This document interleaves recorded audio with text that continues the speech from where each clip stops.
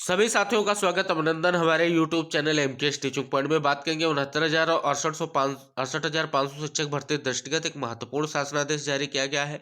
इस शासनादेश के अहम जो है प्रभाव क्या पड़ने वाले हैं, सब कुछ स्पष्ट करेंगे, तो आप वीडियो में अंत तक जरूर बने रहें।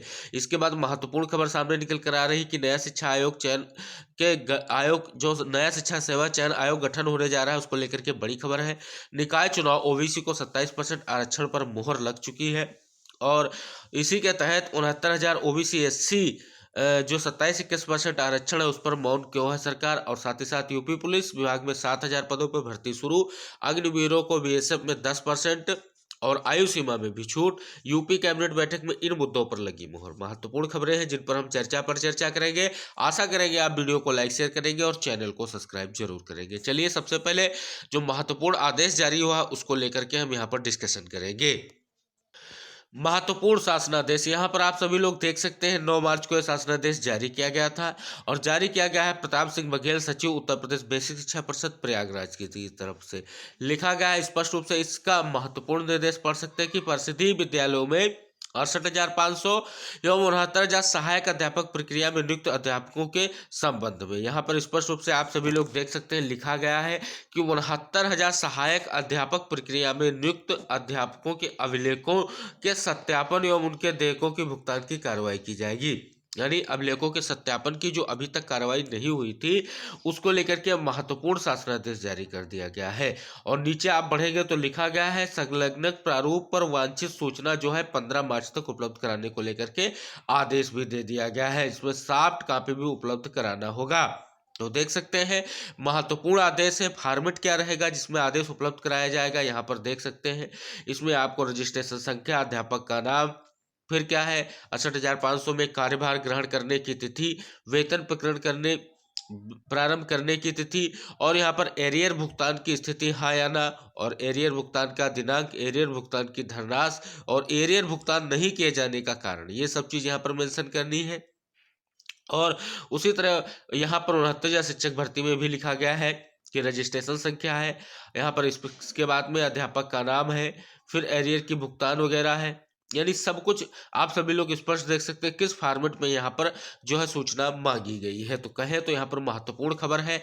और यहाँ पर जो गलत तरीके से यहाँ पर चयन प्रक्रिया में सम्मिलित हुए हैं, जो विभाग की सबसे बड़ी रणनीति ये है कि जो किसी भी तरीके से अगर कोई भी डॉक्यूमेंट उनका गलत है और गलत तरीके से चयनित हो गए हैं तो उन पर भी बड़ी कार्रवाई हो जाएगी। यानी गलत चयनितों पर लंका लग चुकी है। और ये महत्वपूर्ण मामला इसलिए अपनाया जा रहा है, लगातार 69,000 शिक्षक भर्ती में सीटों की मांगें बढ़ रही है। उन मांगों को एक एवज में पूरा करना और यथास्थिति को बनाए रखना और सही जो चयनित है उनको केवल नियुक्त प्रक्रिया में सम्मिलित रखना हो सकता है। और इस प्रकार से जांच के कारण बहुत सारे ऐसे अभ्यर्थी हैं जो त्रुटिपूर्ण दस्तावेजों के आधार पर नियुक्ति पा चुके हैं, उनका जो है उनके लंका लग चुकी है और जल्द ही उन पर जो है गाज गिर सकती है। तो महत्वपूर्ण खबर और महत्वपूर्ण आदेश है साथियों। देखने वाली बात होगी कि कितना इम्पैक्ट इसका पड़ने वाला है। 15 मार्च तक ये जो डाटा है उपलब्ध कराने की बात कही गई है। अगली महत्वपूर्ण खबर की तरफ मूव करेंगे हम। नया शिक्षा सेवा चयन आयोग गठन को लेकर के बड़ी खबर क्या है उसको स्पष्ट करेंगे। यहाँ पर साथियों नए शिक्षा सेवा चयन आयोग के जो गठन को लेकर के अभी भी जो खबर है वो बहुत ही निराशाजनक खबर है। लिखा गया कि अशासकीय सहायता प्राप्त माध्यमिक विद्यालयों में प्रशिक्षित स्नातक शिक्षक टीजीटी एवं प्रवक्ता संवर्ग पीजीटी भर्ती 2022 के लिए 7 माह पहले लिए गए आवेदन अनिश्चय की स्थिति में है। उत्तर प्रदेश माध्यमिक शिक्षा सेवा चयन बोर्ड टीजीटी एवं पीजीटी के 4163 पदों की भर्ती विज्ञापन जारी किया, लेकिन परीक्षा तिथि अब तक घोषित नहीं की। उधर बेसिक से उच्च शिक्षण संस्थानों में शिक्षकों की भर्ती के लिए नया शिक्षा सेवा चयन आयोग गठित करने के मुख्यमंत्री के निर्देश के बाद भर्ती प्रक्रिया ठप पड़ गई है। लिखा गया है कि यहां पर चयन बोर्ड की टीजीटी 3539 और पीजीटी के 624 पदों के लिए जून 2022 में विज्ञापन जारी कर मध्य जुलाई में आवेदन लिए गए थे। करीब 12.50 लाख यानी 12.5 लाख ऑनलाइन आवेदन किए। इनके पहले 8 अप्रैल 2022 को चयन बोर्ड में कार्य सभी सदस्य कार्यकाल पूरा होने पर कार्यमुक्त हो गए थे। सदस्यों के मनोनयन के लिए सरकार ने आवेदन भी लिए लेकिन नियुक्त नहीं हुई। अभ्यर्थियों ने जल्द सदस्य नियुक्त किए जाने की मांग उठानी शुरू की तो मुख्यमंत्री ने नए चयन आयोग के माध्यम से नई भर्तियां कराने की घोषणा की। अभी तक नए चयन आयोग को लेकर क्या स्पष्ट नहीं हुआ कब तक अस्तित्व में आएगा और उसका मुख्यालय कहाँ होगा। इसके पहले 2019 में भी इस आयोग के गठन की कवायद हुई थी। वह प्रश्न अभ्यर्थियों के बीच इसलिए उठता है क्योंकि उच्च शिक्षा निदेशालय को प्रयागराज से लखनऊ स्थानांतरित करने के प्रस्ताव किए जाने का आदेश हुआ था। यानी महत्वपूर्ण खबर कहेंगे। कुल मिलाकर नए शिक्षा आयोग की जो अभी भी प्रक्रिया वो ठप ही है। कब तक स्टार्ट होगा, इसी को लेकर के अभी भी संशय बरकरार है। अगली महत्वपूर्ण खबर सामने निकल कर आ रही है। जैसा कि आप सभी लोगों को पता है, यहाँ पर स्पष्ट रूप से जो आपका आयोग गठित किया गया था उसने जो अपनी रिपोर्ट सौंप दी है सरकार को और उसको मान्य कर लिया गया है।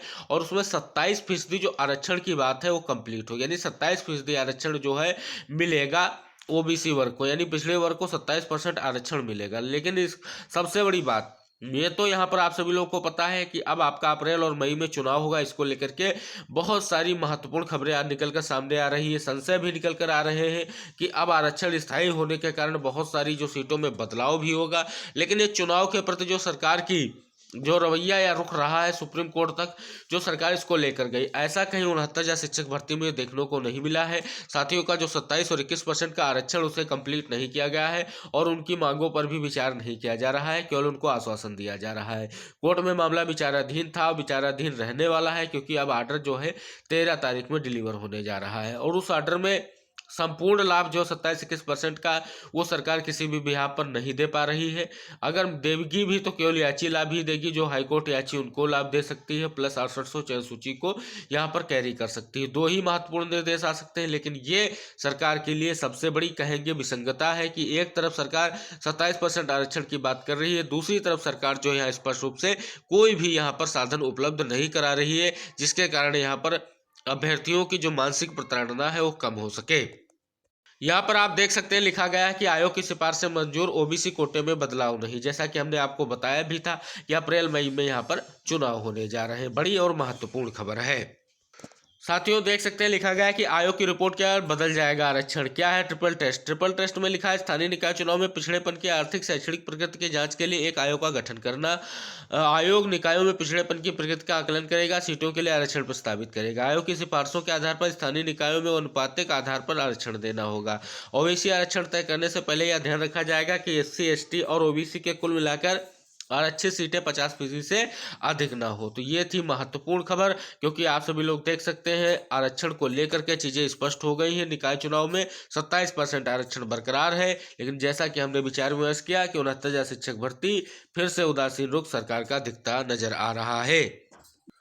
महत्वपूर्ण खबर सामने निकल कर आ रही है कि पूर्व अग्निवीरों को बीएसएफ में 10% सीटें, आयु सीमा में भी छूट। लिखा गया है केंद्र सरकार ने महत्वाकांक्षी अग्निपथ योजना को बढ़ावा देने के लिए सीमा सुरक्षा बल के खाली पदों पर सेवानिवृत्त अग्निवीरों के 10% आरक्षण की घोषणा की। केंद्रीय गृह मंत्रालय ने पूर्व अग्निवीरों के लिए ऊपरी आयु सीमा में भी छूट का ऐलान कर दिया। सीमा सुरक्षा बल जनरल ड्यूटी कैडर अराजपत्रित भर्ती नियम 2015 में संशोधन के बाद अधिसूचना जारी की गई और यह 9 मार्च से लागू होगी। शारीरिक दक्षता से भी यहाँ पर रियायत होगी। पूर्व अग्निवीरों के पहले बैच के उम्मीदवारों के लिए ऊपरी आयु सीमा में भी 5 साल तक की छूट दी जाएगी। अन्य बैच के उम्मीदवारों के लिए यह 3 साल हो जाएगी। साथ ही साथ शारीरिक दक्षता परीक्षा से भी छूट रहेगी। बड़ी और महत्वपूर्ण खबर निकलकर सामने आई है। अग्निवीर भर्ती के संबंधित जितने भी हमारे साथी उनके लिए बहुत ही महत्वपूर्ण खबर सामने निकल कर आ गई है। अगली महत्वपूर्ण खबर सामने निकल कर आ रही है कि पुलिस विभाग में आरक्षी चालक के करीब 7,000 पदों पर भर्ती की कवायद शुरू हो गई है। डीआईजी लॉजिस्टिक बालेंद्र भूषण सिंह ने समस्त एडीजी जोन और कमिश्नर पुलिस कप्तानों, पीएससी के सेनानायकों को पत्र लिखकर निर्धारित प्रारूप में इच्छुक आरक्षियों के नाम और ब्यौरा उपलब्ध कराने को कहा है।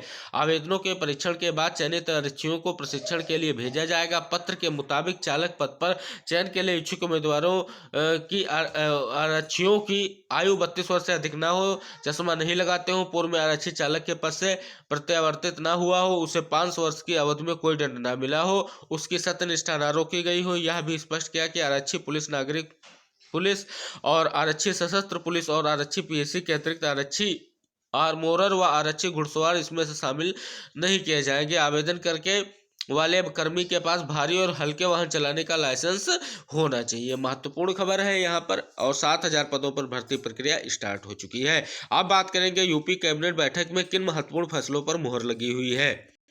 आप सभी लोग देख सकते हैं यहाँ पर यह नज़ारा दिख रहा है यूपी की कैबिनेट बैठक का। लिखा गया है कि लोक भवन में आयोजित कैबिनेट बैठक में मुख्यमंत्री योगी आदित्यनाथ के साथ मौजूद केशव प्रसाद मौर्य जी और ब्रजेश पाठक जी और वित्त मंत्री सुरेश खन्ना जी। लिखा गया फैसला नंबर 1। किन किन फैसलों पर मुहर लगी है? फैसला नंबर 1 देख सकते हैं, लिखा गया कैबिनेट ने स्वास्थ्य सेवाओं में डिजिटलीकरण के लिए केंद्र की महत्वाकांक्षी आयुष्मान भारत डिजिटल मिशन योजना के उत्तर प्रदेश में लागू किए जाने के प्रस्ताव को मंजूरी दे दी। यानी पहला ये आपका रहा है। दूसरे की बात करें तो विधानमंडल के बजट सत्र का 17वां यानी कैबिनेट के उत्तर प्रदेश विधानसभा के बजट सत्र के 17वां प्रस्ताव को मंजूरी दे दी है।